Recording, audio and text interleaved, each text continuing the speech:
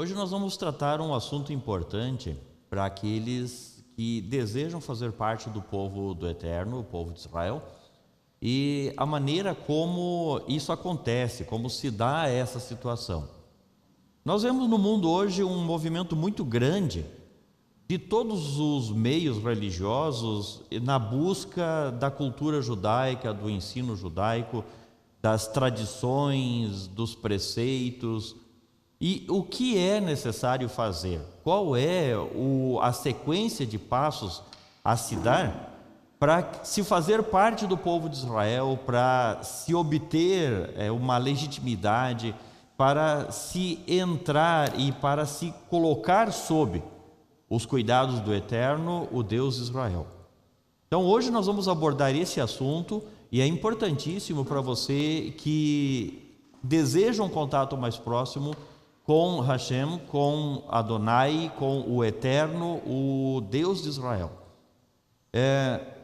Nós temos muitos detalhes a serem observados, mas alguns são essenciais, alguns são básicos e importantíssimos. E nós vamos hoje demonstrar então qual é a sequência. Para quem não nasceu dentro do povo, para quem não é filho de Israel natural, qual é a sequência para se fazer parte do povo de Israel? Quais são, como que diz, as necessidades, quais são os pré-requisitos para se fazer parte do povo de Israel? Eu acho importante aí, Shalomel, eu não sei se você está com o texto aí de Crônicas. Você veja bem, o texto de Crônicas, ele é claro quando Salomão dedica a Beit Hamikdash, o templo, né? Certo. Ao Eterno, e como parte da oração dele, ele fala com respeito ao estrangeiro. Certo. A gente sabe, eu gostaria de citar, e daqui a pouco eu vou citar, uma passagem da Brit Hadashah, onde está escrito que Deus não ouve a pecadores. Exato. Mas aquele em qualquer nação, aquele que o teme. E aí a gente vai encontrar, por exemplo, na figura de Cornélio. Certo. Cornélio era um guer, Cornélio vivia em Israel, estava ali a serviço de Roma, obviamente, mas ele era um homem que temia Deus, não é? Exato. E aí, mais uma vez, aí Quefas fala que em qualquer nação, aquele que o teme, Deus ouve, né? Exatamente. E eu quero até ler esses textos no decorrer do programa, para confirmar o que nós estamos falando, né? Mas o que me chama a atenção é a oração de Salomão. É muito importante a oração de Salomão. Na oração de Salomão, que se encontra relatada no segundo livro das Crônicas dos Reis de Israel, no capítulo 6. Então, segundo livro de Crônicas, capítulo 6. E em meio à oração, Salomão, na dedicatória do templo, fala do estrangeiro, daquele que se achegar ao Deus de Israel. E ele diz, versículo 32: assim também ao estrangeiro que não for do teu povo Israel, quando vier de terras remotas, por amor do teu grande nome e da tua poderosa mão e do teu braço estendido, vindo eles e orando nesta casa, então ouve tu desde os céus do assento da tua habitação e faze conforme a tudo o que o estrangeiro te suplicar, a fim de que todos os povos da terra conheçam o teu nome e te temam como o teu povo Israel, a fim de saberem que pelo teu nome é chamada esta casa que edifiquei. Salomão aqui, dentre todos os pedidos que fez ao Eterno em função do povo de Israel, em função da dedicatória da casa, ele incluiu também o estrangeiro. Por quê? Porque já nessa época, já na época dos reis de Israel, era permitido ao estrangeiro se achegar ao povo e fazer parte do povo. Era permitido ao povo e também era buscado de outros povos que eles se achegassem ao Eterno, que eles fizessem pedidos ao Eterno. E Salomão aqui humildemente pediu: ouve tu quando eles se achegarem a esta casa e te pedirem, ouve tu dos céus e atende. Quer dizer, não é como nos nossos dias na atualidade, que nós, ou que muitos se achegam a um judeu e procuram instrução de como andar, de como proceder diante do Eterno, e eles são reprimidos, deixados de lado, como se fossem pessoas de somenos importância. Mas é o desejo da pessoa se achegar ao Eterno, é o desejo da pessoa buscar do Eterno a maneira certa de viver, a maneira correta de se portar. Então, por que não se pode dar uma chance? Claro que se pode, e era permitido e era tolerado dentro do povo que isso fosse possível. E é isso que o Roshai trouxe agora para nós. Era possível sim ao estrangeiro se achegar ao Deus de Israel, se achegar ao povo de Israel e fazer parte desse povo. Não é isso, Roshai? Exatamente. Eu quero, antes de nós aprofundarmos esse comentário, lembrar uma coisa importante.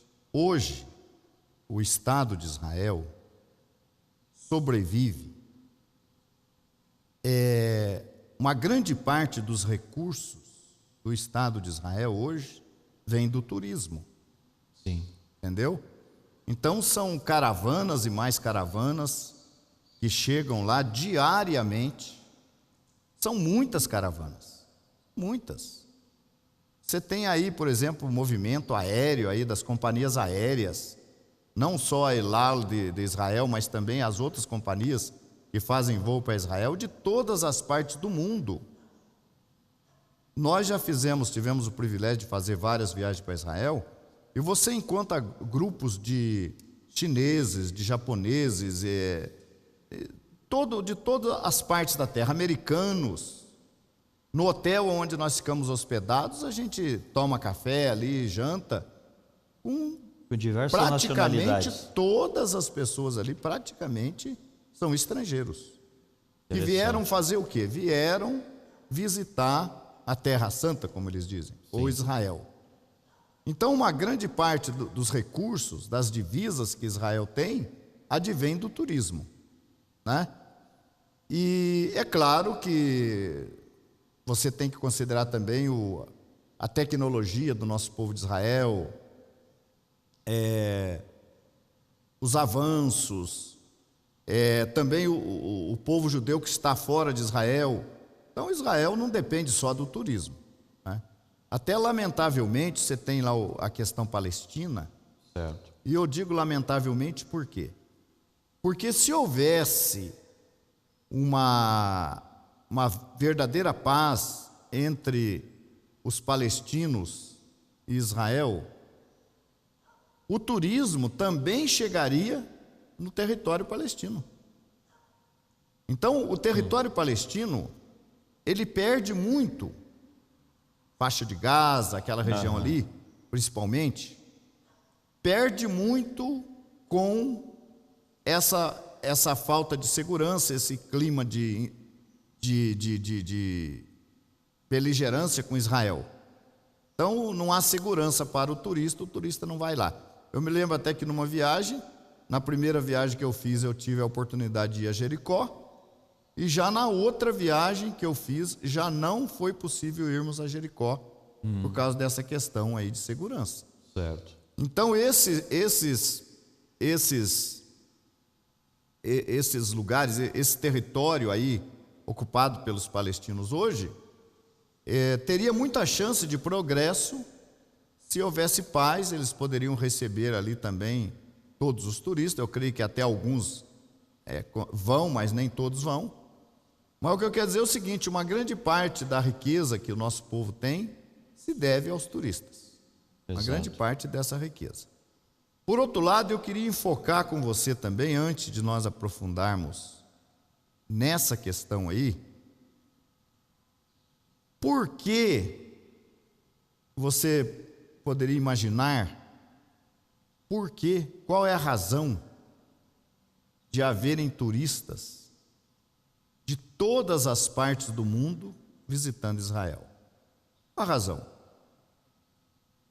Qual é a principal razão de haverem tantos turistas de tantos países, nações, visitando Israel? É uma questão interessante.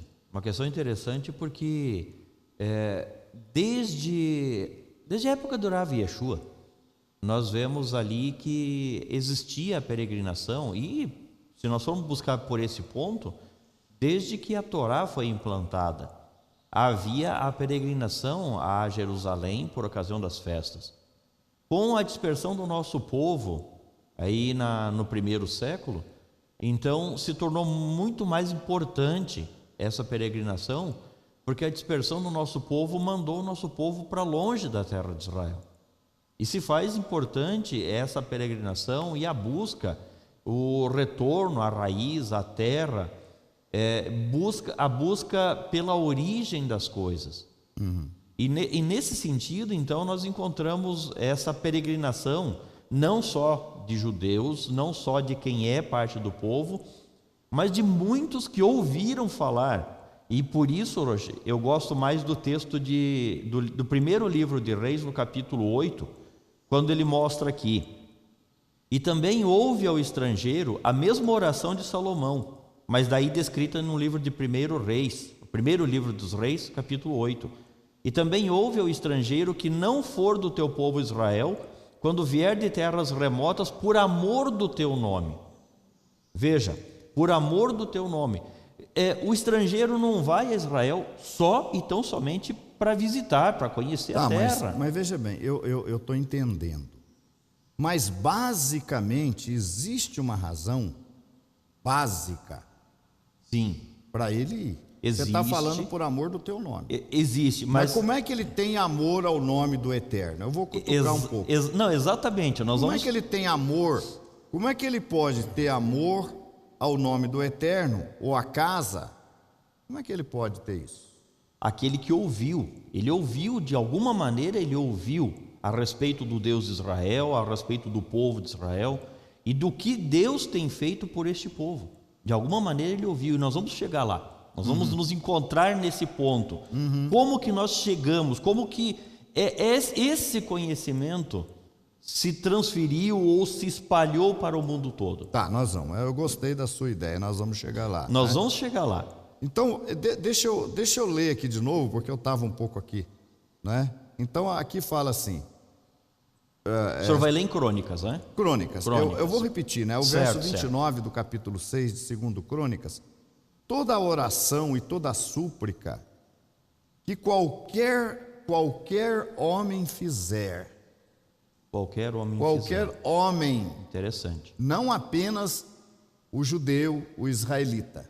Qualquer homem, verso 29.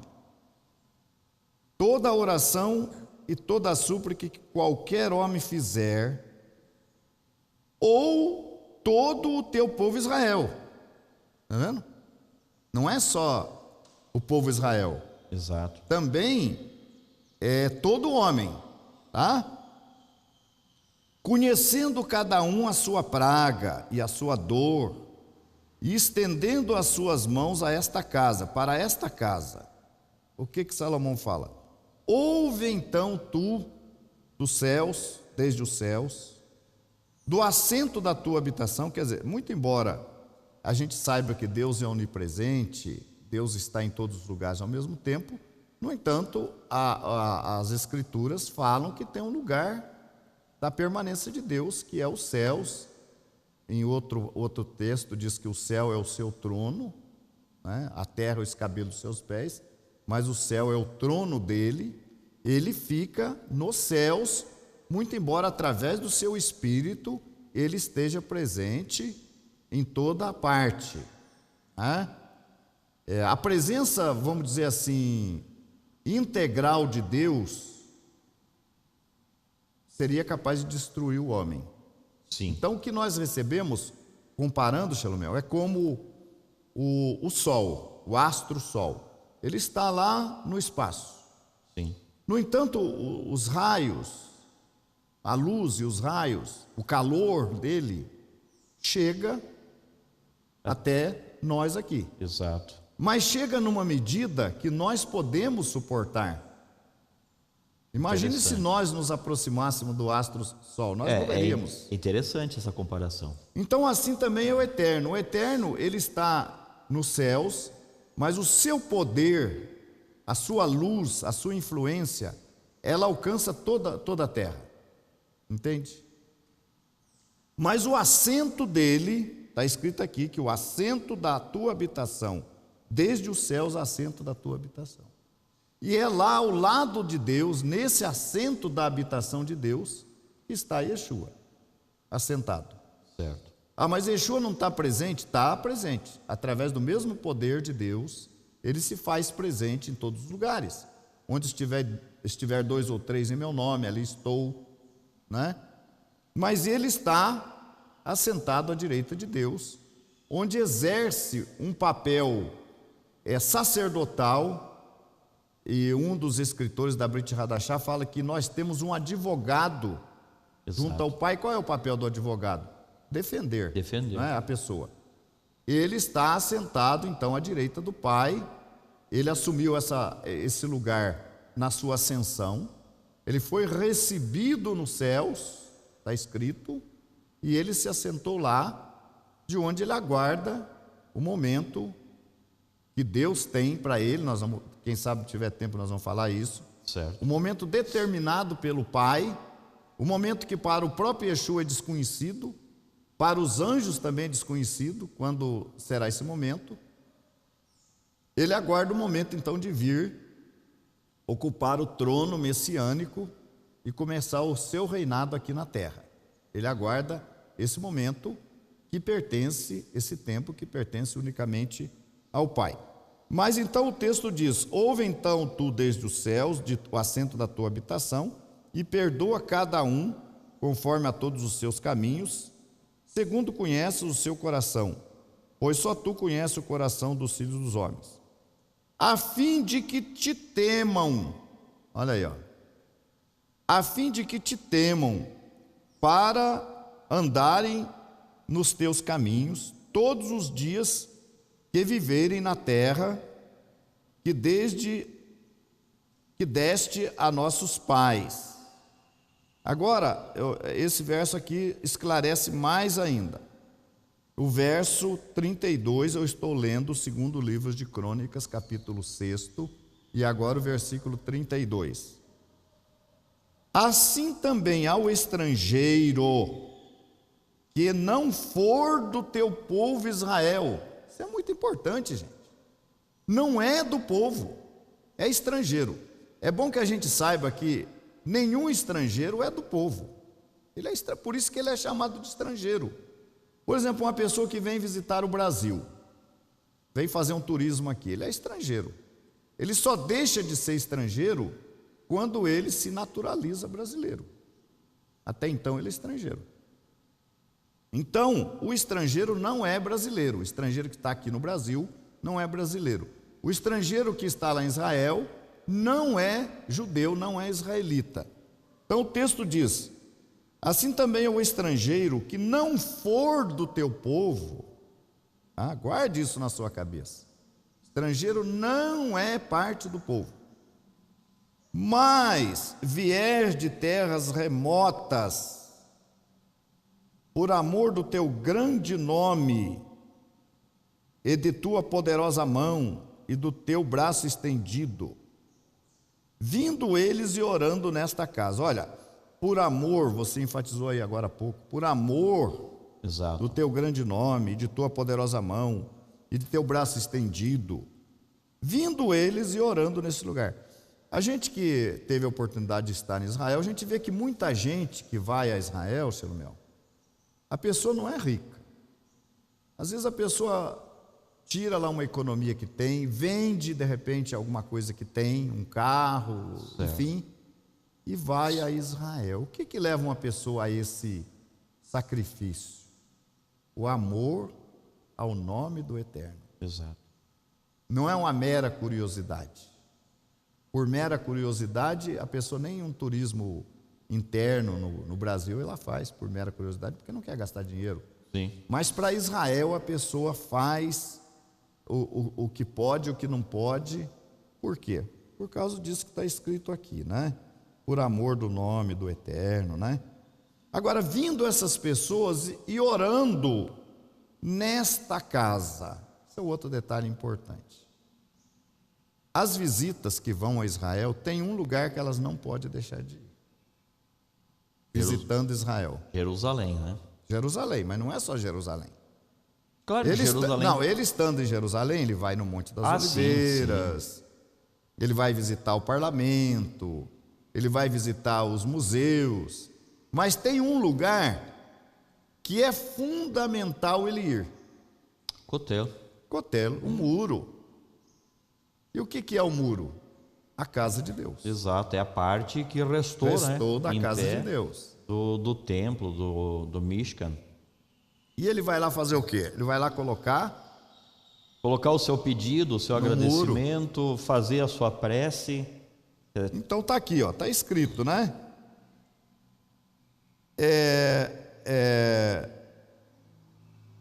Está escrito, deixa eu ver o versículo que eu li.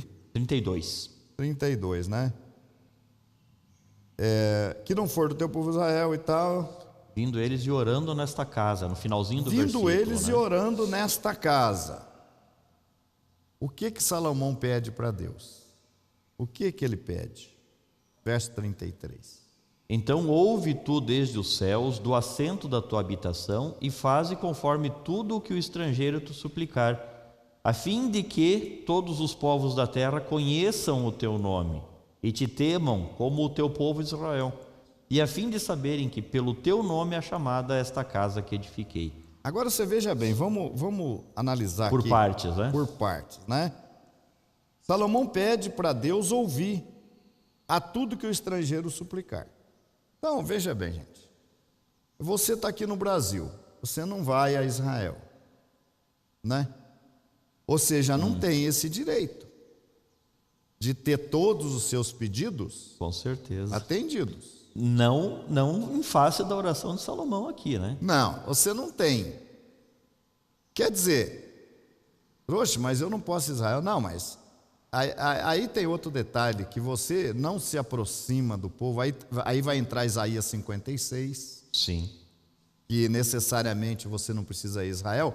Mas você veja bem, isso significa que um gentil, um goi, se ele não se aproximar do povo, ou se ele não for a Israel, ele não terá as suas orações atendidas. Roche, essa sua forma, esse caminho que o senhor está tomando é um enfoque a respeito da relação do estrangeiro com o Deus de Israel e, por consequência, com o povo de Israel. Esse é um enfoque. Mas se nós pegarmos um outro enfoque, essa aí, então, é a maneira de como o estrangeiro se aproxima de Deus. Mas aquele que vai a Israel, ele não vai simplesmente... Eu estou fazendo uma viagem, não tinha lugar para ir, vou para Israel. Não, as pessoas não decidem dessa forma. É específico. Não, elas vão buscar alguma coisa. Quando alguém vai para os Estados Unidos, ele já tem um objetivo. Nos Estados Unidos, quero visitar tal lugar, tal lugar, tal lugar. Porque ele já tem um objetivo lá. Quando vai para o Japão, eu quero visitar tal lugar, tal lugar, tal lugar. Porque já tem. Quando eu vou a Foz do Iguaçu, eu tenho uma coisa, um objetivo. Mas quando vai a Israel, tem um objetivo. Ninguém vai a Israel simplesmente por ir. Estava passando aqui, parou em Israel, vamos andar por aqui. Não acontece assim. As pessoas vão buscar um objetivo. Uma finalidade. Exato. E o que Salomão parece mostrar aqui, através dessa tefilá, dessa oração, é que as pessoas foram buscar alguma coisa num lugar específico. Ou seja, elas já estavam com o coração voltados para aquilo. Agora você veja bem. Aqui eu tenho uma garantia, uma certeza. Sim. Quando eu vou a Israel, eu vou ao coteiro, ao muro, chamado Muro das Lamentações. Sim. Eu tenho uma certeza que eu vou ter um relacionamento com o Eterno. Mais próximo, né? dá para dizer. E que eu vou ser ouvido. Eu acho que aí que está o detalhe. Eu vou ser ouvido. É um elemento novo. Não é? Você veja bem aqui, ó. Olha, faze conforme a tudo que o estrangeiro te suplicar. Tudo que o estrangeiro te suplicar, faze conforme. Talvez aí, Shalomel, esteja explicado. Eu tive a minha primeira viagem para Israel, às vezes eu confundo se foi em 96, 97. E lá eu fui visitar o coteiro. E eu orei muito a Deus. E naquela viagem, Shalomel, eu orei pelo nosso povo aqui no Brasil, que a gente já tinha obviamente uma proximidade com Deus, porque a gente procurava fazer toda a vontade dele, muito embora não fizéssemos toda a vontade dele naquele tempo, mas a gente já tinha essa aproximação, esse desejo de se aproximar. Mas quando eu toquei lá no cotel, falei, Senhor, eu estou aqui.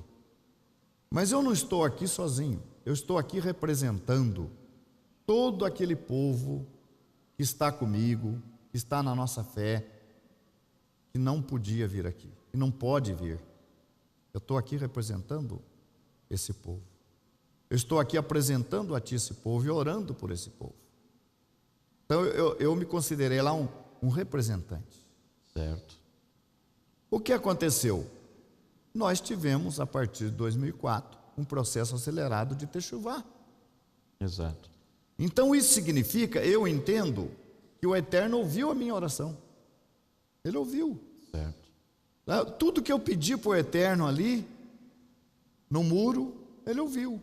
Então, pelo menos comigo, isso foi real. Esse faze tudo o que Ele faze conforme a tudo o que o estrangeiro te suplicar, a fim de que todos os povos da terra conheçam o teu nome. Outra coisa importante, através desses estrangeiros que se achegam ao coteiro, que amam a Deus, que pedem a Deus ali, que se sacrificam para ir até Jerusalém, o nome do Eterno vai ser divulgado. Exato. Quando a pessoa volta de Jerusalém, ela volta falando, dando testemunho do Deus verdadeiro. Exato. Há poucos dias atrás eu tive a oportunidade de conhecer, eu participei aqui de uma reunião, aliás, participei não, eu cheguei por lá, me aproximei, havia aqui uma convenção aqui, um congresso aqui. Próximo aqui da Beit aqui. E eu estava conversando com um cidadão ali, ele estava até de camiseta esportivo, me tratou muito bem. Ele percebeu que eu era judeu, e aí ele falou para mim, olha, eu sei que tem muita coisa que eu ainda estou errado, que eu preciso cumprir, que eu preciso obedecer a Deus, eu estou nesse caminho, eu estou buscando isso aí. Depois ele falou que ele era pastor de uma congregação. Eu, a princípio, não imaginei, porque estava de camiseta, bem tranquilão lá, né? Era um líder. Então a pessoa, ele já foi, parece que 3 vezes a Israel.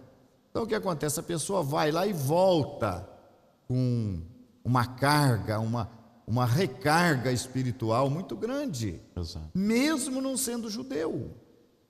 E ele vai divulgar o nome de Hashem para as pessoas. Exato.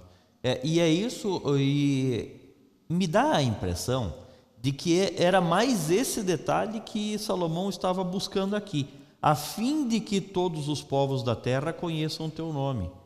Quer dizer, não basta ou não bastaria só o povo de Israel ser uma nação sacerdotal, porque o povo de Israel, ele se via restrito, restringido, em função das próprias leis, principalmente as alimentares, as de purificação, as de pureza, né? Ele se via restrito ao contato com outras nações. Mas quando outras nações procuram saber sobre o Deus de Israel, sobre o povo de Israel, sobre os ensinos desse Deus, essas pessoas se tornam portadoras do nome de Israel, do nome do Deus de Israel, da força desse Deus, e portadoras desse conhecimento para outras nações ao redor. Então, nessa situação, a pessoa que está indo buscar, ela já tem dentro dela uma motivação para conhecer o Deus de Israel, para conhecer o povo de Israel. E ao mesmo tempo, ela carrega para fora de Israel o conhecimento e espalha e contamina, como as abelhas fazem mais ou menos na colmeia. Ela vai e busca o mel, quando ela volta, ela distribui aquela informação ali e todas as outras abelhas saem então para aquela região para buscar o pólen, né? Buscar o mel, buscar o pólen para fabricar o mel. Então é mais ou menos essa situação que acontece com o estrangeiro que se sente motivado a buscar, numa visita a Israel, buscar o cotel, orar ao Eterno e daí levar essa informação para a sua região. Quanta coisa a gente tem às vezes num texto pequeno como esse. Exato. Por exemplo, aqui fala e faze conforme a tudo que o estrangeiro te suplicar, a fim de que todos os povos conheçam o teu nome e te temam, como o teu povo Israel. Exato. Como é que a pessoa que vai no coteiro, que ora no coteiro, que tem uma promessa segura de ser abençoado por Deus, uma garantia de que ele vai ser abençoado, que ele vai ser ouvido. Qual é o objetivo desta bênção? Então Salomão foi claro, a fim de que te temam, a fim de que ele leve essa notícia, né, para todos os povos da terra, não é? A fim de que todos os povos da terra conheçam o teu nome e te temam, como o teu povo Israel. Não é temer a Deus assim, como a própria pessoa entende, como né? a própria pessoa entende, chega aqui, continua no caminho que ele está. Não, ele tem que passar, a viagem dele para ser proveitosa mesmo, ele tem que voltar, divulgar, e as pessoas passarem a temer e a passarem a temer como o povo de Israel. Exato. Agora isso aqui tem um segredo aqui. O que significa temer como o povo de Israel? O que você poderia interpretar disso? Dá para entender como o povo de Israel. Dá para entender diversas coisas, mas o que eu considero mais importante é temer, respeitar, obedecer como o povo, com conhecimento, com sabedoria, conhecendo os detalhes de como agradar o eterno Deus de Israel. E isso é importante. Então, conhecendo as leis, conhecendo os preceitos, conhecendo os estatutos, os juízos e tudo o que o povo de Israel, não vou dizer assim, está obrigado a fazer, mas que sabe como fazer para agradar esse Deus. E é esse o detalhe importante. Porque quando a pessoa se chega lá, Rocha, lá no muro, eu não tive a oportunidade ainda, mas espero que breve eu tenha. Quando a pessoa chega lá no muro, lá no cotel, e vai fazer o seu pedido, talvez ela faça o seu pedido até sem conhecer o Deus, sem saber como falar com esse Deus, como uma criança que vai pedir alguma coisa a um estranho, alguém que não é da família, e ela nem sabe expressar direito. Mas o Eterno vai entender, porque o Eterno não vê aquilo que a pessoa está fazendo e não ouve só aquilo que a pessoa está falando, mas o Eterno vê lá dentro a intenção que está dentro da pessoa quando ela se chega lá no cotel e ela ora ao Deus de Israel. E conhecedor que é o Eterno do que está dentro de nós, ele sabe para quem ele pode conceder e o quanto, a medida que ele vai conceder e que bênçãos ele vai conceder, em função de que essas pessoas também sejam um portador do nome do Eterno, um portador do conhecimento do Santo e que possam levar para outros, para que outros também venham conhecer. Vejam o que diz: a fim de que todos os povos da terra conheçam o teu nome. É mais uma maneira que o Eterno usa de levar o conhecimento para toda a terra. Vejam, Roche. Por meio do próprio estrangeiro. Por meio do próprio estrangeiro. Você vê que coisa? Mas veja que Salomão aqui está dizendo: o conhecimento do Deus de Israel não vai ficar restrito à terra de Israel. Exatamente. É isso que chama atenção. Salomão mesmo está dizendo: não vai ficar aqui, mas que Deus será conhecido em toda a terra. Agora você imagine se Deus não ouvisse a oração do estrangeiro que estava lá no muro, ignorasse, Simplesmente ignorasse. não haveria essa divulgação do nome dele, Exato, não é? Porque o cidadão se sente abençoado. com certeza. Ele vai lá, você fala, puxa, mas ele é goi. Mas ele foi abençoado porque tem uma promessa para ele aqui. Sim, Ele foi abençoado, não importa se ele é goi. Ele foi abençoado lá. E quando ele se sentiu abençoado e voltou, aí ele começou a ser um porta-voz também daquilo que ele viu ali. Mas eu queria que eu quero dar um intervalo para a gente ver se tem aí, se nós temos aí internautas em contato Certo. conosco. Roxy, eu gostaria de chamar um outro assunto para ligar nesse. Vai ligar nesse. Existe um movimento muito grande hoje no mundo, principalmente no meio cristão, mas no mundo, de buscar as raízes judaicas, a cultura judaica. Não vou entender raízes dizendo que o cristianismo surgiu dentro de Israel, mas busca de tempos remotos o ensino que veio através do povo de Israel. Então existe um movimento muito grande hoje no mundo, principalmente no meio cristão, de busca da cultura judaica. Isso pode ser reflexo já dessa oração de Salomão aqui. Sim, é reflexo, com certeza, né? Mas Então, aí que eu falo, eu queria falar, mas eu quero até deixar para o segundo bloco para a gente analisar melhor. Você veja bem uma coisa. Essas pessoas que vão a Israel, elas voltam de lá com esse, vamos dizer, com essa bênção, com esse, né? certo, Aí essa pessoa vai divulgar na comunidade dele, normalmente são religiosos, sim, ele vai divulgar na comunidade dele, né, a respeito de Deus de Israel. exato, Aí, o que acontece? Vai despertar no povo, naqueles que têm esse apego a Israel, vai despertar o interesse desse povo aí. Sim. Normalmente, quando um movimento religioso vai uma pequena caravana, depois ele vai levando mais gente, porque há um despertar das pessoas.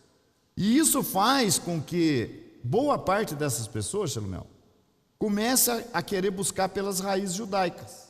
exato. Então, isso é uma coisa que nós temos que considerar. Nós não podemos ignorar isso aí. Ignorar essas pessoas que têm essa sede. Exato. E dizer para ele, você é goi, você é gentil. Você fica aí. Nós vamos explicar no segundo bloco como um bem Noah. Você fica aí como um bem Noah, você cumpre só esses preceitos aí. Nós não podemos barrar esse estrangeiro, barrá-lo de obedecer a Deus. Sendo que ele tem interesse. Por né? quê? Porque você veja bem aqui, ó. A fim de que todos os povos da terra conheçam o teu nome e te temam, como o teu povo Israel. Ele não quer temer a Deus do jeito dele, ele quer temer como o povo de Israel. Exato. Escuta, você é judeu? E aí vem um detalhe importante. A profecia de Zacarias, no capítulo 8, fala que os estrangeiros, nos dias do Mashiach, vão pegar no tzit do judeu. Exato. Quer dizer, naquele fio, né? Depois nós mostramos Exato. o tzit para o pessoal, né? Pegamos aí um talit e mostramos. Então, vão pegar no tzit, na franja, que representam os 613 mandamentos, ou seja, não apenas os 613, mas toda a vida religiosa judaica está ali em cima dessa fé, Certo. e vão dizer, iremos convosco, porque Deus está convosco. Quer dizer, pegar no tzit significa dizer o seguinte, olha, eu reconheço que Deus está com você, que você é um porta-voz de Deus, que você tem o conhecimento da Torá para passar para mim, eu reconheço, eu quero aprender. Agora, por que eu quero aprender? Eu quero aprender por aprender? Não, eu quero aprender porque eu quero obedecer. Exato. Eu quero temer o Deus de Israel como você teme, como você, judeu, teme. E eu quero que você ore por mim. Eu quero que você me abençoe com a bênção do pai Abraão. Porque eu quero servir esse mesmo Deus que está servindo. Então, resumidamente, eu quero temer ao Deus de Israel como o povo de Israel. Eu não quero temer como goi. Eu não quero temer a Deus como goi, ficar quebrando galho, cumprindo uma coisa e não cumprindo outra. Eu não quero assim. Eu quero temer como o teu povo de Israel, que é o que está escrito aqui. Isso significa conversão. Exatamente. Eu quero me converter. A princípio, o estrangeiro, o gentil, ele só quer aprender. Depois, aí ele fala, não, agora eu quero me converter. E aí é onde você não pode impedi-lo. Você não pode dizer para ele, não, você é gentil, você não precisa ser judeu, você cumpre só 7 preceitos. Né? Obviamente que para se converter, ele tem que primeiro cumprir os 7 preceitos de Noa. Certo. Ele tem que cumprir, isso é básico. Isso você vai encontrar na Brit Hadashah, lá em Atos 15, aqueles 4 preceitos que estão ali, que era básico que todo gentil cumprisse. Né? Ele tem que começar cumprindo isso aí, e daí então ele vai partir para a conversão e vai cumprir outros mandamentos. Existem outras passagens, Salomé, por exemplo, que o estrangeiro não deve ser desprezado. Exato. Não é? Porque até a Torá fala assim, porque vocês devem se lembrar que estrangeiros fossem na terra do Egito. Né? O estrangeiro não deve ser tratado com desprezo. Antes que a gente especifique melhor essa questão de temer o eterno aí, né, a fim de que temam o eterno como o teu povo de Israel, isso aí é importantíssimo de ser analisado. Não é o estrangeiro temer a Deus do jeito dele, mas temer como teme o povo de Israel. Antes de nós nos aprofundarmos nesse... eu não sei se tem... Eu acho que não tem nenhum questionamento aí dos internautas. Não, apenas os nossos internautas comentando que estão assistindo de vários lugares do Brasil, e nós queremos agradecer a todos que estão acompanhando a transmissão. Tem alguns comentando que está travando, que... na verdade, o problema da internet no Brasil, de uma forma geral, né? Eu, por exemplo, na minha casa, semana passada, passei sem internet. Agora tem um detalhe importante aí, o nosso técnico que está ali colaborando conosco hoje, ele pode confirmar, essa palestra fica depois no YouTube, né? Ela continua no YouTube. Isso, ele confirma que Confirmou, fica então gravado. você vai poder assistir depois, travou aí, você está gostando, perdeu um pedaço, você pode depois. Eu acho que até na sequência, eu acho que quando a gente estiver terminando o programa, se ele clicar no começo ali da barrinha do YouTube, ele tem toda a palestra. Ela já fica gravada, né? Ele pode automaticamente. assistir, né? Sim. Muito importante até. Mas então, Rosh Shalumiel, o estrangeiro que fosse lá a Jerusalém, né? Sim. Que ouvisse falar e fosse lá, né?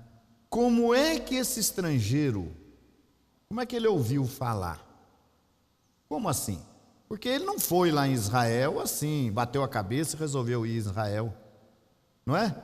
Por exemplo, mesmo em outros países, vamos supor na Índia, na China, sim, a pessoa só vai num lugar desse se ele ouve falar. Com certeza. Né? Aí, olha, a Índia é um país cheio de cultura e tal. Diferente do Cabral que achou o China. Brasil por acaso. Né? Aí o cidadão tem um interesse que leva ele lá. Mas no caso da ida para Israel, como é que surge numa pessoa, num gentil, o interesse de Israel? Primeiramente, esse gentil, a primeira coisa que precisa acontecer na vida desse gentil é ele ter uma religião. Ele ser religioso, com certeza. Ele ser religioso, porque se ele não tem religião nenhuma, ele não vai se interessar. Exato. Né? Agora, ele tem uma religião. Isso é o primeiro ponto. Segundo lugar, essa religião deve ser cristã. Ou deve falar alguma coisa, ou ter de alguma forma um relacionamento com Israel. E ser cristã. Sim. Essa religião deve ter também, ou melhor que ser cristã, ter um relacionamento com a Bíblia.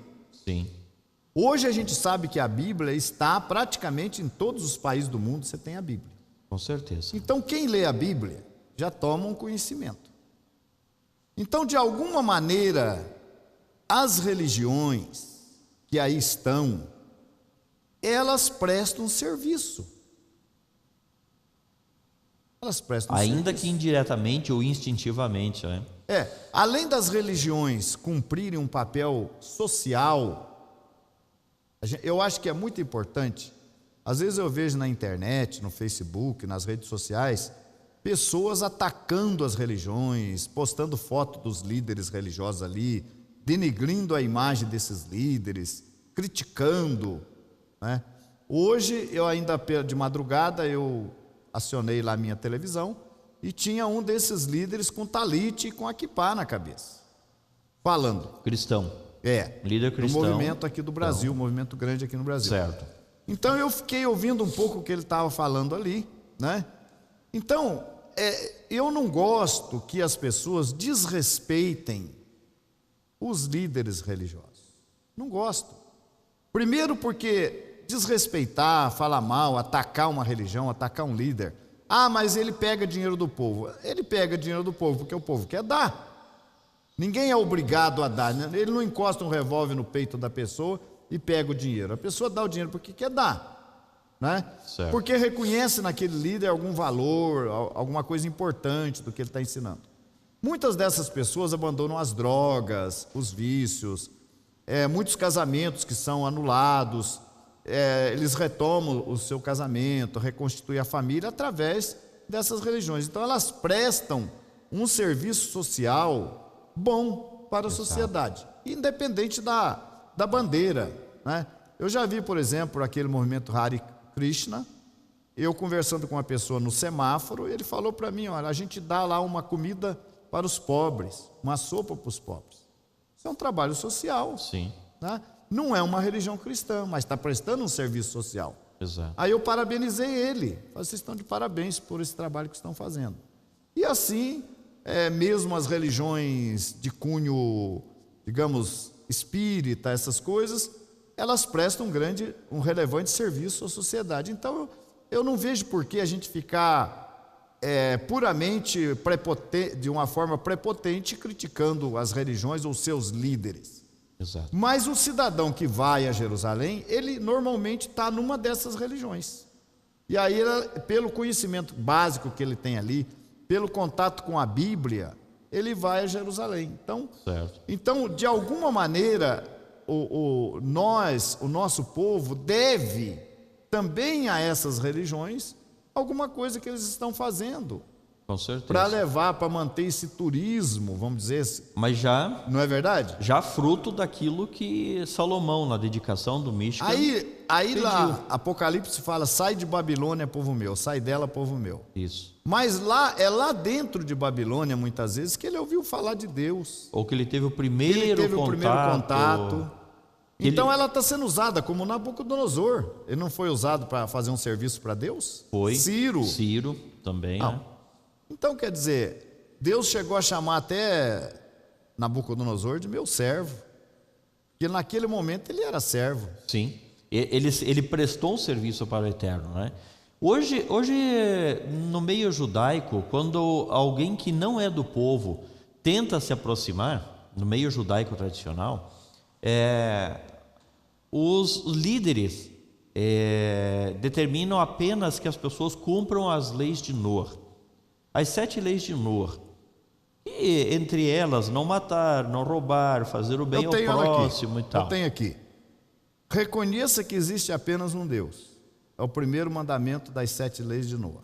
Veja bem, basicamente, antes de uma pessoa se converter à fé judaica, quando ele chega e pede para tocar no tzitzit do judeu, para aprender os mandamentos, né? Então, eu esqueci de pegar o tzitzit. Vamos buscar. Vamos. Então, isso é simbólico, é claro, né? Quando ele se aproxima do judeu, isso já acontece hoje. Nos dias do Mashiach isso vai ser muito mais intenso, porque Israel já vai estar, praticamente, o Mashiach já vai estar reinando. Então, o que vai acontecer? O restante das nações que sobreviverem ao Armagedon, que estiverem aqui nos dias de Yeshua, vão procurar o povo judeu, que exercerá o seu a plenitude do seu trabalho sacerdotal, irão dizer, né, vamos convosco porque sabemos que Deus está convosco. Nós temos aqui, ó, vamos mostrar aqui para o nosso internauta, aí ó, está aqui, né, aqui um talite, e esses fios do talite, esses fios maiores, essas franjas representam os mandamentos de Deus.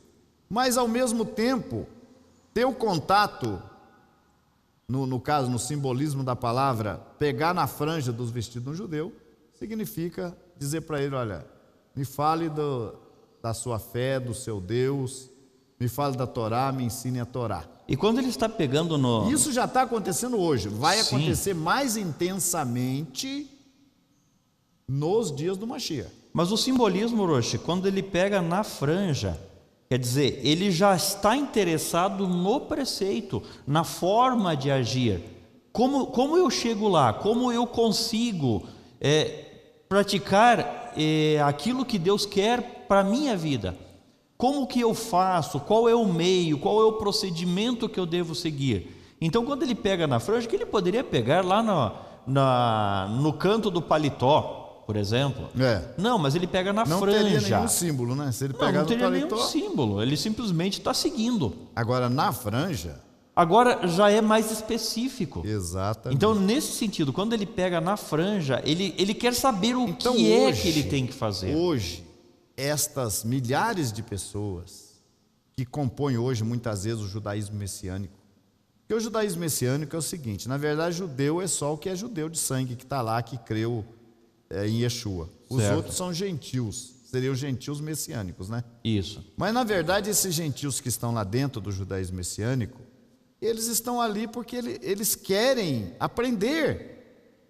Agora, aprender por aprender não vai adiantar nada. A gente vai ver isso, que aprender com o judeu, mas não cumprir, não vai adiantar nada. Não resolve nada. Mas então, falando dos 7 preceitos de Noa, que é o básico que a pessoa tem que cumprir antes da conversão, Certo. né? O texto diz assim: primeiro mandamento, reconheça que existe apenas um Deus. Aí há diferentes, deixa eu ver se eu tenho um outro texto. Mas mesmo assim, para nós...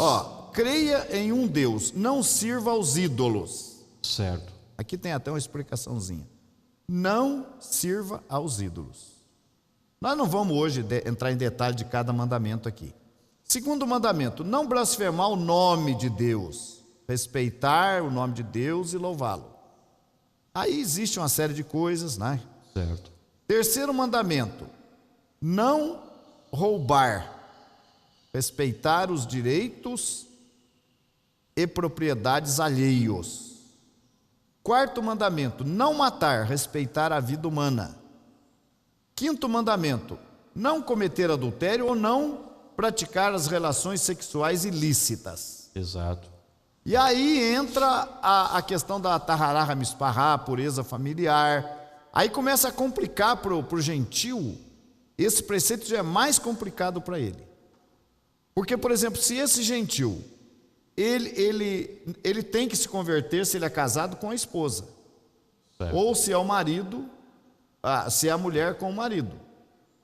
Porque para ele cumprir as leis da pureza familiar, para ele não ficar impuro, passou o período de 7 dias da purificação, da menstruação da mulher, ela entra 7 dias no estágio de purificação. Certo. Aí só depois desses 7 dias de purificação, ao completar os 7 dias, ela passa pela mikvê, pelo banho ritual, e ela está pura para se relacionar com o homem.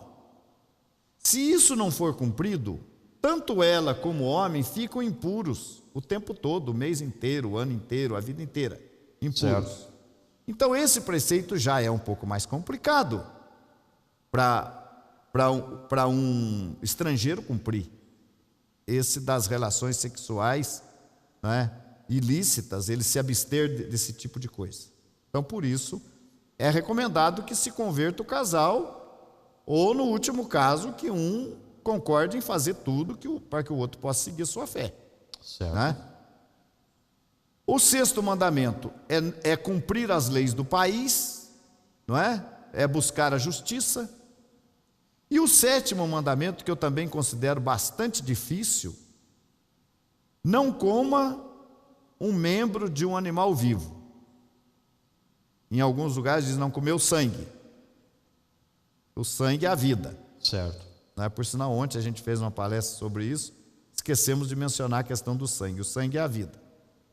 Aí a pessoa não pode comer a carne que é vendida normalmente nos açougues, porque o animal não é morto de acordo com a lei judaica, não permite que todo o sangue do animal seja escoado. Exato. E aquela carne é imprópria para o consumo.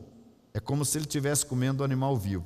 Então, basicamente, esses dois mandamentos, de não praticar relações sexuais ilícitas, considerando a pureza familiar, e não comer sangue, são dois mandamentos que eu considero extremamente difícil para um estrangeiro, para um goi cumprir.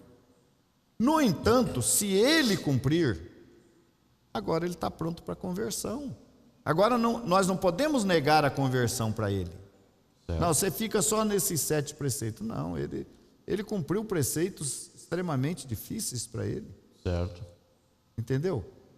E não só isso aí, mas eu comentava quando eu puxei as 7 leis de Noé, que basicamente dentro do judaísmo existe uma instrução de um serviço social até para aqueles que tentam se aproximar. Não, você cumpre essas leis aqui, você já vai estar vivendo uma vida melhor, e com certeza vai estar. Mas as demais religiões, de alguma forma, elas procuram fazer com que as pessoas tenham um bom relacionamento entre si. E quando existe essa procura pelo bom relacionamento, seja daquele que se aproxima de uma instituição judaica, seja aquela pessoa que está numa instituição cristã, mas que busca uma vida um pouco melhor, ela já olha, não, mas dá para fazer algo mais. Dá para avançar um pouquinho mais nessa prática de fazer o bem. Então, o que é mais necessário agora? O que mais eu posso adicionar? E daí, então, surge a situação que Salomão colocou ali. Quando ele chegar aqui nessa tua casa e te pedir, atende, para que ele possa, sendo abençoado, levar o conhecimento do teu grande nome para as outras nações, para onde ele, de onde ele veio. Mas a fim do quê? A fim de que aqueles lá... A fim daqueles lá que ouviram que ele foi abençoado ali nessa busca, possam também empreender um movimento em direção a buscar o eterno nosso Deus. Exato. Agora você veja bem. Então, o que acontece? Vamos dizer que esse estrangeiro que já está se aproximando do eterno, que foi em Jerusalém e teve esse contato com Deus e voltou, está divulgando, ele tem essa aproximação, ele começa a pegar no tzit-tzit, porque ele não vai cumprir 7 mandamentos de Noé, sem se aproximar do judeu. E só ficar naqueles 7, porque ele não fica. Então, ele não vai fazer isso sem ter que passar por esse passo da aproximação com o judeu. Sim. Ele não tem como aprender isso. Exato. É difícil, é muito difícil para ele aprender isso. Então ele vai procurar essa proximidade com o judeu e vai aprender a princípio os 7 preceitos de Noé. Certo. Agora, por que, por exemplo, quando ele é ensinado os 7 preceitos, não é ensinado a ele guardar o Shabat, o sábado? Por quê? Por que não é o sábado não é importante ser guardado? É importante. Importante. Mas por que não faz parte então dos 7 preceitos de Noé, guarda o sábado, né? Por quê? Porque o sábado é um sinal entre Deus e o seu povo especificamente. Então, quer dizer, ele ainda não é judeu. Ele ainda não fez a sua entrada. Ele não pode, como ele ainda não é judeu, ele não pode, ele não deve já guardar o Shabat. Entendeu? Por ele não ser parte do povo ainda.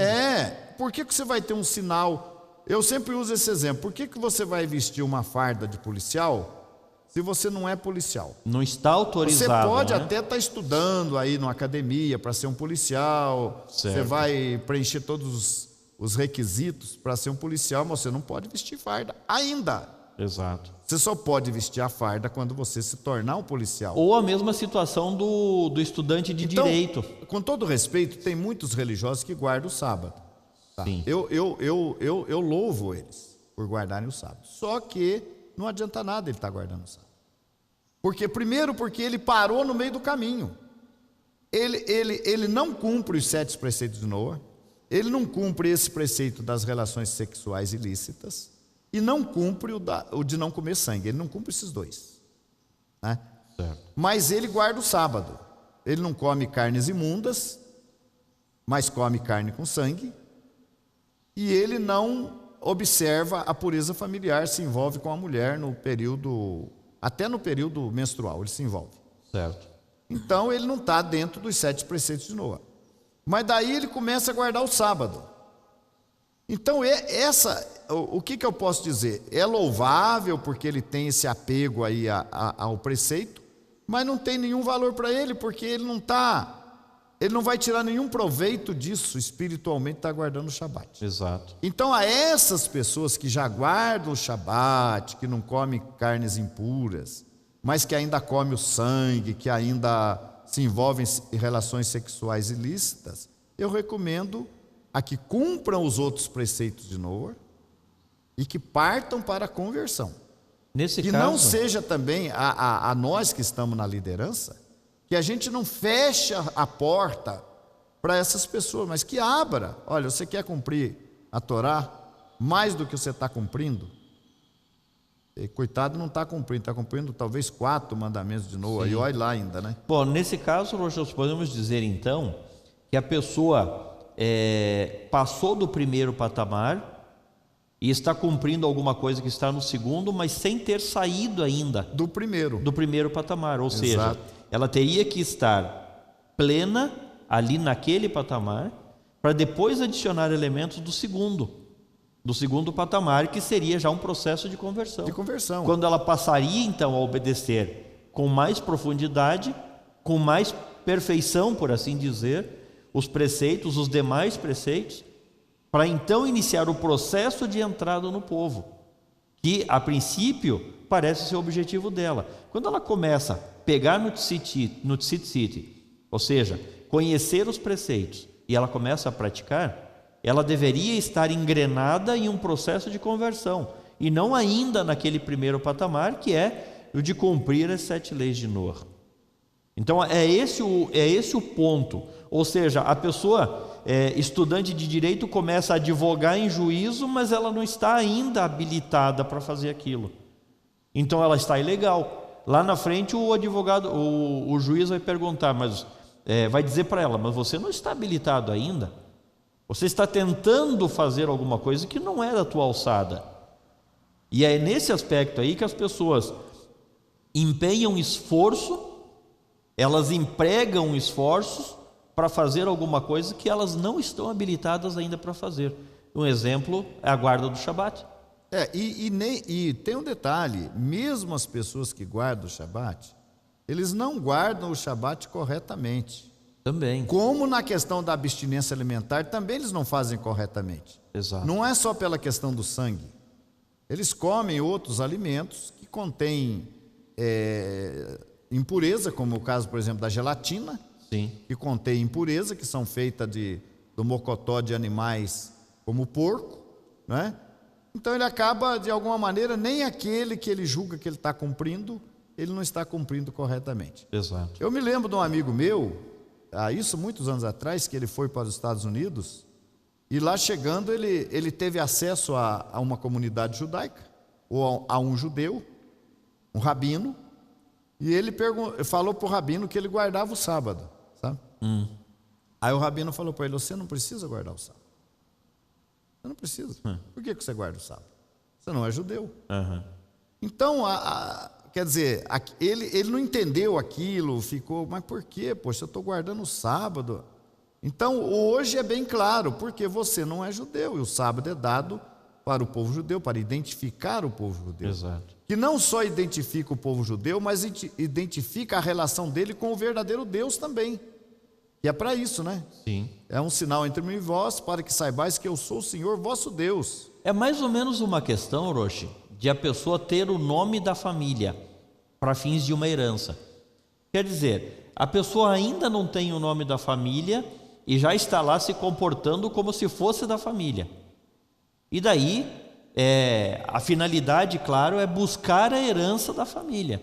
Mas se ela não tem um nome, se ela não está dentro de um testamento, se ela não tem nenhuma promessa para ela, como que ela pode pleitear buscar uma herança que não é prevista para ela? É mais ou menos Então, essa primeiro relação. ela tem que ter adoção, né? Exato, é mais ou menos essa relação de uma pessoa que passa a guardar sábado, que passa a entregar as suas contribuições em um lugar que não é autorizado ainda, ou quando ela não está autorizada ainda, a fazer o processo de conversão e pleitear um lugar para a busca dessa herança. Agora, curiosamente, você falou um assunto interessante aí. Nas 7 leis de Noa não tem o dízimo. Não. Então, no entanto, os gentios que muitas vezes frequentam certas comunidades messiânicas, eles são dizimistas. São. Então, ao mesmo tempo que é dito para ele que ele não precisa guardar o sábado, se ele chegar e dizer, olha, Rabino, eu não estou guardando o sábado, o Rabino vai dizer para ele, não, mas você não precisa guardar o sábado. Exato. Você guarda se você quiser, você não precisa. Mas o cidadão é dizimista. Então, ao mesmo tempo que eu acho que é uma injustiça, né? Aquela pessoa está ali acreditando que vai entrar no Olam Rabá sem cumprir a Torá, cumprindo apenas nem sequer os 7 preceitos de Noa. Exato. Ele é barrado, não é? A entrada dele, porque ele não é judeu, ele não vai ser judeu nunca ali, porque já é dito para ele, você não é judeu, né? Certo. Você só cumpre esses preceitos aqui. Então, essa pessoa, ela está de alguma maneira sendo enganada, iludida, e enquanto que a própria Torá, não é? Talvez a gente não vá ter tempo hoje para tocar nesse assunto, ela dá ampla liberdade para o estrangeiro. Aliás, eu gostaria que você visse aí para nós, Isaías 56, a ampla liberdade para o estrangeiro se achegar ao Eterno e ter o sábado, inclusive aí no 56 de Isaías, fala do Shabat, abraçar a minha aliança e guardar o Shabat. Quer dizer, considerando que quando o estrangeiro guarda o Shabat, ele já está dentro de um processo mais avançado de conversão, então isso prova que não se pode fechar a porta para um estrangeiro, para um Ben Noa, que quer ter herança com o povo. Certo. Você não pode barrar ele, você tem que deixar, ele vai dar o sinal do interesse da conversão dele pela guarda dos 7 mandamentos de Noa, ou certo, dos 4 mandamentos de Atos. Aliás, eu estou com eles aqui, né? Eu vou ler. Então, aí você tem que permitir que ele continue o processo de conversão até o final. E convém lembrar, amigo internauta, que o povo judeu é formado de diversas etnias. Exatamente. Então você tem ali o de origem, o de pele escura, né? Origem de quem? Por exemplo, de qualquer... O de origem africana, que na maioria são de pele escura. Os amarelos, que são lá da chineses, Ásia. Os saxões ou anglo-saxões, que Exato, são os de origem inglesa, olhos azuis, os alemães, né? Como é que chama? Caucasianos? Caucasianos, isso. Então, o judaísmo é formado de diversas etnias. Eu não entendo por que barrar uma pessoa hoje de entrar para a comunidade, se a pessoa quer cumprir Torá. Porque a dificuldade, hoje, por exemplo, a gente sabe, não é o nosso caso é diferente. A gente faz aqui a conversão da pessoa aqui, mas a gente não é ao judaísmo tradicional, mas a pessoa pode fazer a conversão dela aqui. Ela vai fazer a conversão, ela vai cumprir Torá aqui, nunca vai ser dito para ela, você não tem que guardar sábado, porque se ela está se convertendo, ela tem que guardar os preceitos. Sim. Ela tem que ficar 1 ano cumprindo a Torá conosco, para que a gente possa aceitá-la como um convertido, né? Exato. Mas hoje a conversão ao judaísmo tradicional, segundo o que eu tenho conhecimento, só se faz nos Estados Unidos e em Israel. Exato. Então a dificuldade é muito grande. Na verdade, para quem quer apenas ser um judeu. Na verdade, essa conversão aí, Yeshua, essas coisas. Na verdade, essa conversão no judaísmo tradicional que a gente fala é para ter como que diz, status. Direito, né? Direito ou status de judeu e poder fazer aliar, ou seja, ser considerado um membro da comunidade de Israel tradicional, com um documento e tudo, né? E morar em Israel, inclusive. Isso, ter essa possibilidade também. Mas veja o Isaías 56 que o senhor comentou, o versículo 6 diz: e aos filhos dos estrangeiros que se unirem ao Eterno, para o servirem, e para amarem o nome do Eterno, e para serem seus servos, todos os que guardarem o Shabat, não o profanando, e os que abraçarem a minha aliança. Roxa, a pergunta é: se a pessoa faz uma conversão e abraça a aliança, por consequência o Shabat não está incluso nessa aliança? Está dentro da aliança. Mas e por que o texto aqui então destaca, especifica, além de toda a aliança, e o Shabat está dentro da aliança, ele destaca a aliança? Eu acho que no meu entendimento, quando o Eterno coloca o Shabat para o estrangeiro, ele coloca a condição do estrangeiro já se tornar um israelita. Vamos fazer uma outra analogia. Porque como é que ele vai ter o sinal de Deus se ele não é parte do povo? Vamos fazer uma outra analogia. 7 leis de Noé, não matar, está ali, né? Não matar. E isso pode ser aplicado a qualquer ser humano na face da terra, mesmo que ele não seja judeu, não matar. E já é uma característica instintiva do ser humano, procurar a manutenção da vida, não ficar matando. Claro, tem as pessoas ruins que entram por esse caminho, mas não é o caso da maioria. Então, não matar está dentro da aliança do Eterno com o seu povo. Então, isso aí, por consequência, estaria dentro da aliança. E o não matar serve para qualquer um. Vamos ver um outro aí. Não enganar o próximo está dentro da aliança, mas também não se sai por aí enganando as pessoas. As pessoas não têm esse costume de sair por aí enganando os outros. Mas o Shabat não serve como um ponto comum para qualquer pessoa. E eu creio que é por isso que ele destaca aqui Shabat. Ele não destaca lá as contribuições, né? O fato de não comer os alimentos impróprios, o que o senhor comentou das relações sexuais ilícitas, ele não destaca, mas o Shabat... Isaías 56. Isaías 56. Mas por que ele não destaca? Porque isso aí pressupõe-se que ele já esteja guardando. Mas já está dentro da aliança. Não, já está dentro da aliança. Mas quando ele destaca o Shabat, ele faz referência especificamente a um segmento muito pequeno. Sim. Que é aquele que fez aliança com o Eterno e aquele que tem a identificação já do Eterno e do seu povo. Que é o Shabat. Que isso aqui é o que chama a atenção. Então, os demais preceitos, qualquer um pode guardar. Mas o Shabat é específico do Deus de Israel e do povo de Israel. Uma aliança, um elo de ligação de Deus com o povo de Israel. E é isso que eu vejo aqui, esse destaque, Shabat. Por que Shabat? Quando nas 7 leis de Noé, Shabat não se menciona. Não é mencionado, né? Deixa eu ler aqui Atos 15, 19. Certo. Pelo que julgo eu, não devemos perturbar aqueles que, dentre os gentios, se convertem a Deus, mas escrever-lhes que se abstenham das contaminações dos ídolos, bem como das relações sexuais ilícitas, da carne de animais sufocados, ou seja, com o sangue, e do sangue.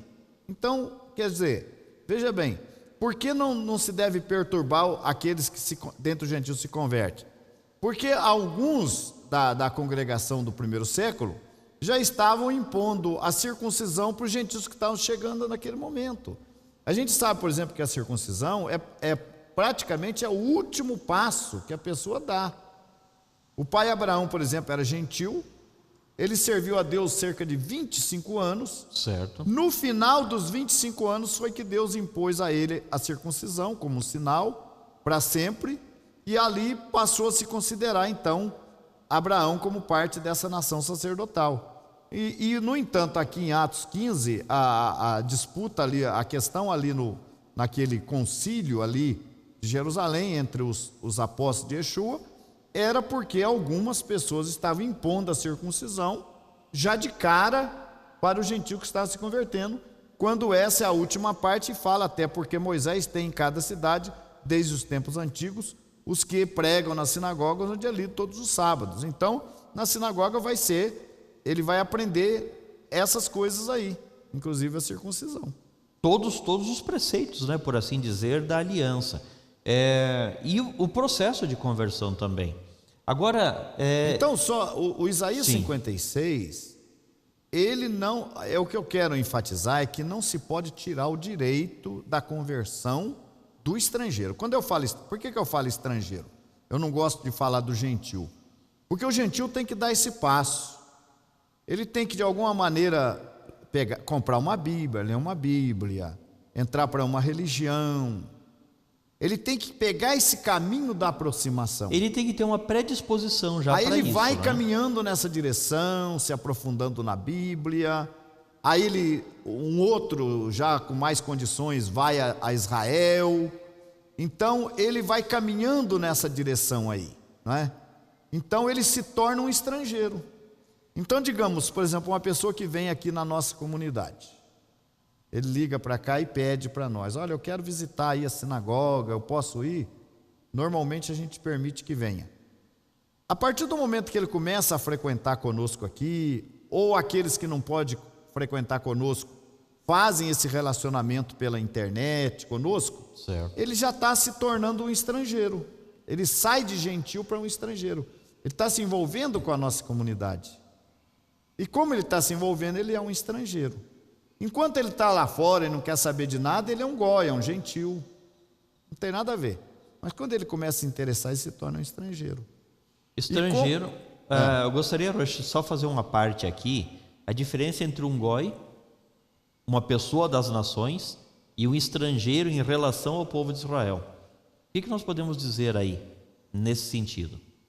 Então, o estrangeiro, o goi, é aquele que não tem nenhuma relação com o povo de Israel. O goi. Então, simplesmente Nada. ele está no mundo, ele sabe que existe Israel, mas para ele não fez diferença.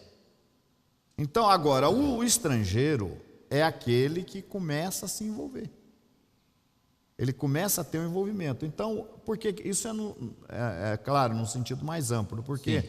no sentido restrito, o estrangeiro é aquele que entrou para dentro das fronteiras de um outro país. Certo. Então, é estrangeiro. Eu estou aqui em Curitiba, eu pisei dentro ali da divisa da Argentina, lá eu sou estrangeiro. Aqui não, mas lá eu sou um estrangeiro. Certo. Então, a pessoa que vai a Israel, ainda que a turismo, ou aquele que vai a Israel a trabalho, enfim, esse é um estrangeiro. Certo. Esse tem possibilidade de se achegar ao Senhor. Ele é o estrangeiro. Agora, aquele que está totalmente ausente, ele não tem nenhuma condição. O chamado não é para ele. Então, quando você anuncia de alguma maneira, distribui Bíblias, é isso as religiões fazem, distribuir Bíblias e tal, estão tornando possível que um goi se torne um estrangeiro. Certo. Através do conhecimento que ele vai adquirir. A pessoa vem nos visitar, ele começa aqui como um estrangeiro. Certo. E aqui ele vai crescendo, começa a cumprir as 7 leis de Noa. Quando ele estiver cumprindo as 7 leis de Noa, ele já vai também cumprir os demais preceitos e vai chegar ao final do processo de conversão e se tornar como parte do povo de Israel, com direito à herança e tudo mais. Tá certo. Nós temos, Shelumiel, eu estou aqui procurando aquele texto que fala que a cada 7 anos era para ser lida a Torá. Você pode me ajudar? De Levítico 23, Não, lá não, quando fala Deuteronômio. da festa? Não, Deuteronômio, que fala que deveria ser lida a cada 7 anos. Né? Vamos ver se encontramos então Deuteronômio. Deuteronômio. Eu creio que é capítulo 29 ou 30. Então, mas antes, enquanto nós procuramos esse versículo, nos escritos da Brit Hadashah, Deuteronômio 31. nós vamos já, deixa ele engatilhado aí. Certo. No capítulo 9 de João, Evangelho de João, quando alguém lá teve uma disputa lá e com o nosso povo, esse homem que foi beneficiado por Yeshua, ele disse aqui em João 9:31, ora, nós sabemos que Deus não ouve a pecadores, a gentios. Deus Certo. não ouve. Ah, o gentil que está aí fora, que não quer saber do Deus verdadeiro, Deus ouve? Não, Deus não ouve. Deus não ouve a pecadores. Mas, se alguém é temente a Deus e faz a sua vontade, a esse ele ouve. Exato. Então veja bem, basicamente o que o cidadão tem que fazer? O pecador, ele tem que passar a temer a Deus e fazer a vontade de Deus, né? No capítulo 10 de Atos, versículo 34, Pedro diz o seguinte, preste atenção.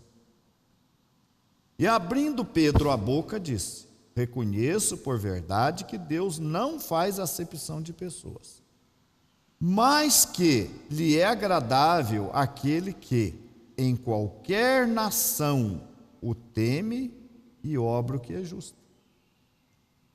Então, o gentil, ele se aproxima do povo de Israel, através do estudo da leitura da Bíblia, ou se envolvendo com uma religião, e ali ele vai crescendo nessa busca, ele vai se aproximando, até que ele se torna um estrangeiro. Ele já está envolvido com o povo de Israel, através de um contato, ele já está segurando no tzitzit do judeu. Aí Deus ouve a oração dele, Deus se agrada dele, cumprindo aquilo que a gente falou no começo aqui, sobre a oração de Salomão lá: ouve a tudo que o estrangeiro te pedir, porque ele se tornou agradável a Deus. Mas ele tem que fazer essa busca. Ele ficar indiferente, ele não vai conseguir nada. Agora, em Deuteronômio, qual que é o capítulo? Deuteronômio capítulo 31, e versículos 10, começa falando, então, ao fim de cada 7 anos, no tempo determinado do ano da remissão, na festa dos tabernáculos. Quando todo o povo de Israel vier a comparecer perante o Eterno teu Deus, no lugar que ele escolher, lerás esta lei diante de todo o Israel aos seus ouvidos. Versículo 12, Deuteronômio 31, 12 agora. Ajunta o povo, os homens, as mulheres, os meninos e os estrangeiros que estão dentro das tuas portas, para que ouçam e aprendam e temam ao Eterno teu Deus e tenham cuidado de fazer todas as palavras desta lei. Então veja bem, vamos esmiuçar esse versículo Vamos aqui. lá. Então, a cada 7 anos, hoje nós temos o estudo da Paraxá, a cada sábado. Paraxá, para quem não sabe o que é uma das 54 porções. Isso. Que a Torá é dividida, né? Isso. Cada porção é estudada por semana. Se divide aí de Gênesis a Deuteronômio em 54 partes. O nosso povo já tem essa divisão. Cada parte dessa, ou cada porção dessa, se chama uma paraxá. Tem um título, tem todo o seu texto. E isso é estudado a cada sábado, no mundo inteiro, a mesma paraxá, o mesmo texto. Isso cumpre esse papel, então, da leitura a cada 7 anos. No entanto, na verdade, é lida a cada ano, né? Exato. A Torá. Então, o texto diz o seguinte: ajunta o povo, homens e mulheres e meninos, e os teus estrangeiros que estão dentro das tuas portas. Aí, no caso, a pessoa já é estrangeiro. Exato. Já está relacionado com o povo. Eu até estava olhando aqui agora há pouco, enquanto o senhor falava, o texto em hebraico, achei, e me chamou a atenção também. Hakerel et Ha'am, ou então ajunta o povo, Ha'anashim, os homens, Ve'hanashim, as mulheres, Ve'hataf, os meninos ou crianças, Ve'hagerha, o teu estrangeiro. O teu estrangeiro. Ve'gerha, o teu estrangeiro. Quer dizer, não era qualquer pessoa, qualquer estrangeiro. É o que estava relacionado. Aquele que estava relacionado ali. Com você ou com a sua comunidade. Exato. Né? E aí diz assim: para que ouçam. Ouçam o quê? A Torá. Aí quando a gente fala em pegar no tzitzit, significa aprender a Torá. Os preceitos de Deus, as mitzvot, os ensinamentos da Torá. para que ouçam. O primeiro passo é ouvir. Já o Rachalia diz, como ouvirão se não há quem pregue, né? Então, a pessoa para ouvir tem que ter alguém que fale, né? E aprendam. Primeiro passo, ouvir. Segundo passo, aprender. Muita gente ouve, mas não aprende. Então não adianta. Tem que ouvir e aprender, gravar. Quando Yeshua disse, quem tem ouvidos para ouvir, ouça. Ouvido serve para quê? Na verdade, claro, ele não estava querendo dizer apenas ouvir o barulho, mas ouvir e compreender, entender, dar atenção naquilo que estava sendo falado. E é o caso aqui, né? Então, para que ouçam o primeiro passo e aprendam, e o terceiro passo, e temam ao eterno vosso Deus. Ouviu, aprendeu e agora teme. Teme, olha, eu tenho que cumprir, é a vontade do meu Deus, do eterno, que eu cumpra isso, eu tenho que me esforçar. De repente eu vou ter até que deixar o trabalho por causa do Shabat, né? E a minha mulher vai ter que fazer a mikve, porque senão eu fico impuro, né? Eu não vou poder comer essas comidas aí impróprias, porque essa não é a vontade do Eterno. Eu ouvi na leitura da Torá, temer, esse é o temor. O temor, de acordo com o sábio Salomão, é o princípio da sabedoria. Temer a Deus. Terceiro passo. E o quarto passo é: e tenham cuidado de fazer todas as palavras dessa lei, praticar. Exato. Então são 4 etapas: ouvir, aprender, temer e praticar. Exato. Esse é o objetivo. Então, o estrangeiro que se aproxima do Senhor, ele vai ter que dar esses 4 passos. Certo. Senão, não adianta. Mas veja bem, Rocha, isso aí é interessante para aquele que se aproxima. Ou seja, essa é a forma certa, a maneira correta de fazer o caminho. Então, nós comentávamos naquele patamar, a pessoa aprendeu as 7 leis de Noah, ela está naquele patamar das 7 leis de Noah, e ela já começa a guardar Shabat. Não é para aquele patamar ainda, ela não fez o propósito de entrar no processo de conversão para fazer parte do povo. Então ela não precisa ainda guardar Shabat. Somente quando ela se propuser ser parte do povo, estar dentro da aliança e ter a herança. Porque você veja bem. Exato. Muitas vezes o Ben Noah, o filho de Noé, ele é levado a crer que se ele cumprir somente os 7 preceitos, que ele vai estar no reino, no Olam Rabá. Isso aí, se isso aí fosse verdade, não é, seria uma grande injustiça.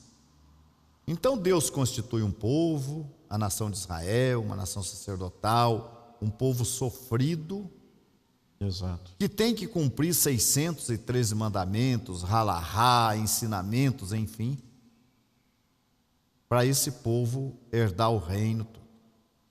E aí pega o estrangeiro, e o estrangeiro é dito para ele cumprir só os 7 preceitos. E esse estrangeiro não guarda Shabat, não guarda outros preceitos, não celebra as festas do Eterno. Não tem restrição nenhuma, praticamente. E esse estrangeiro vai estar no Olam Rabá, reinando da mesma forma, junto com os outros que cumpriram todos os preceitos. Isso aí não tem lógica. Então os 7 preceitos não é para fazer você herdar o reino. Você não vai herdar o reino cumprindo os 7. Não vai. Então, mas o que vai? Não, você vai ser um bom cidadão, você vai ter um respeito mínimo por Deus.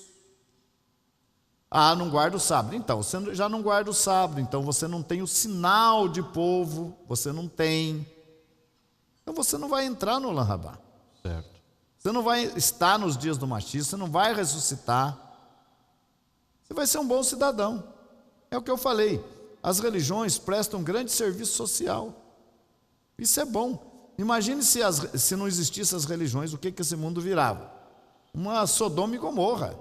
Deus nos acuda. De Então, fato, né? Cumprir sete preceitos de Noa pode ser entendido da seguinte forma: para a sociedade ser uma boa sociedade, e para, o que mais? Para que eu possa estar apto a fazer o meu processo de conversão. Ou dar o próximo passo, rumo a fazer parte do povo do Eterno. Então, gente, o Roshai comentou bem e frisou bem aqui. Praticar 7 leis de Noa, embora alguns preceitos ali possam ser um pouco mais difíceis para aquele que não está habituado, mas praticar 7 leis de Noa, de modo algum, vai propiciar a entrada no Olam Rabá, de modo algum, porque ela não é o processo completo, ela não é a aliança e ela não é a porta de entrada, ela não é a maneira certa de fazer parte do povo. Então ela é apenas e tão somente uma maneira de deixar a pessoa um pouco mais tranquila e tornar essa pessoa um pouco melhor na sua conduta social aqui nessa terra. Só e tão somente. A partir do momento que a pessoa se motiva a fazer parte do povo de Israel, a entrar na aliança, a entrar num processo de conversão, aí sim ela deu o primeiro passo rumo a fazer parte do Olam Rabá. Mas isto também não é garantia. Por quê? Porque uma vez feita a aliança, é necessário que ela cumpra todos os preceitos, todos os mandamentos desta aliança, todos os itens deste contrato, deste pacto que a pessoa faz. Então, mesmo fazendo o processo de conversão, ainda assim não é garantido. Então, Por às quê? vezes acontece, porque ela precisa obedecer. Eu tenho explicado que às vezes acontece assim: a pessoa está cumprindo, já está dentro do processo de conversão, cumprindo os 7 preceitos de Noa e aí dando andamento na conversão. Aí chega lá 6 meses depois, ele vai trabalhar num Shabat, ou ele não respeita uma festa do Eterno, começa de novo. Exato. Um ano de conversão dele vai recomeçar dali. Exato. Porque ele tem que estar cumprindo 1 ano de Torá. E aí sim entra o último passo, que é a Brit Milá, a circuncisão, e a Tevilá, a imersão em água para a remissão de pecados e para a admissão no meio do povo, né? Exato. Então isso aí é muito importante, você saber, você entender como é que funciona e ter essa segurança. Saber que apenas por cumprir os 7 preceitos, que, como eu digo e repito, as pessoas pensam que guardam, mas não guardam, principalmente os 2 preceitos da pureza familiar, relações sexuais ilícitas e da comida. Esses 2 preceitos a pessoa normalmente não guarda, mas mesmo que ele guarde os 7 preceitos, vai servir apenas para ele ser um bom cidadão, viver bem, mas não vai servir para o reino eterno. Outra coisa, a pessoa pode perguntar para nós: mas se eu fizer uma conversão na congregação israelita Nova Aliança, eu tenho direito a aliar? Veja bem, não tem. Nós não fazemos conversão, esse tipo de conversão. O nosso objetivo é o espiritual, é você fazer parte do reino e ter a herança no mundo vindouro, quando Mashiach vier, quando Yeshua vier, você ressuscitar e fazer parte do reino. Agora, se o seu objetivo é outro, é apenas uma questão de status, é fazer uma aliá para Israel, é mudar-se para Israel, você não tem nada a ver com Mashiach, com Yeshua, então essa conversão sua não é conosco e não é aqui. Aqui é somente para aqueles que buscam servir ao Eterno e aspiram pelo reino vindouro. Ter um reconhecimento de Israel é necessário? É bom, é interessante, é maravilhoso, mas não é necessário para você entrar no reino vindouro. É necessário que você faça a sua conversão, cumpra a Torá, creia em Yeshua, não abra mão de Yeshua por nada, e aí você vai ter possibilidade de, ao mesmo tempo, estar servindo ao Eterno, ter um lugar no reino vindouro. Esse é o nosso objetivo. Exatamente. Eu não Gente, sei se você tem mais alguma coisa, eu acho que já não, está no horário eu também. eu creio que é isso mesmo. E ninguém tenha, então, uma falsa esperança de fazer aliar, de pensar fazer aliar, simplesmente por fazer a conversão na congregação israelita da Nova Aliança. Por outro lado, ninguém tenha uma falsa esperança de entrar no Olam Rabá ou de estar no Olam Rabá simplesmente por guardar 7 leis de Noa. Não é assim que funciona, né? E também ninguém vai entrar no Olam Rabá porque faz uma conversão ao judaísmo tradicional sem Yeshua, sem a certeza da remissão de pecado. Também Exato. não vai entrar. Ele vai ter uma posição hoje, social hoje, mas que não vai lhe assegurar nada no futuro. Então entenda os passos certos, aqueles que são necessários para se fazer parte do povo de Israel, para se fazer parte, para estar dentro da aliança e ter a ligação de povo com o povo e com o Deus de Israel. Bom, É estamos isso, chegando ao final de nosso programa de hoje. Entre em contato conosco, divulguem, como nós dissemos, esta palestra estará disponível depois no YouTube para aqueles que não conseguiram assistir totalmente e esperamos estar com vocês numa próxima oportunidade. Shavuot Tov, tenha uma boa semana e Shalom para todos. Ainda lembrando que na quinta-feira palestra com o Rosh Hashanah a partir das 20 horas por esse mesmo canal, então todos os que quiserem assistir vão precisar ter cadastro e estar logado, porque tem muitos que entram em contato conosco, Rosh, e querem assistir, mas não fazem o log, ou seja, não se logam no seu e-mail. Precisa logar no e-mail, acessar o seu e-mail para então poder assistir a palestra. Quinta-feira. E esse e-mail tem que ser o Gmail. Gmail. Quinta-feira, então, palestra com o Rosh Hashanah. E na sexta-feira, o Kabbalat Shabbat estará sendo transmitido normalmente a partir das 19h30. E os serviços do Shabbat a partir das 9h30 da manhã, todo o Shabbat. Shavuot Tov é o nosso internautas e que o Eterno os abençoe.